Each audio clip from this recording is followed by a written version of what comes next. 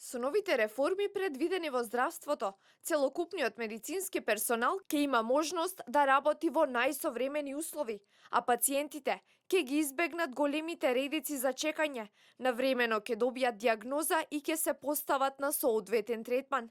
Со тоа ќе се овозможи подобра диагностика, побрза, поефикасна на сите наши пациенти, сите наши граѓани, но исто така и нашите лекари, односно целокупниот медицински персонал ќе има можност да работи конечно во најсовремени услови, како што впрочем и ги заслужуваат. Клиниката за кардиохирургија ќе добие хибридна сала.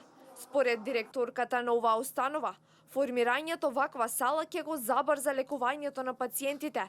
Нема да има веќе потреба пациентот да се упатува од една на друга клиника, а тоа ќе значи и помал број на болнички денови. Кај нас се работат најсложените, најкомплексните, најкомплицираните случаи во јавното здравство и од самото тоа потекнува делимично и потребата за отварање на една ваква хибридна сала која е куриозитет за многу мал број на национални здравствени системи, сала која што ќе помогне на развој на научно-истражувачката дејност во областа на кардиохирургијата и васкуларната хирургија. Предвидено е и комплетно реновирање на објектот на Универзитетската клиника за инфективни болести, една од установите со најголема фреквенција на пациенти. Тоа се некои архитектонски зафати кои што ќе бидат секако составен дел на ваквата една реконструкција, секако сето тоа поврзано и со нашата модерна, современа компресорска станица, единица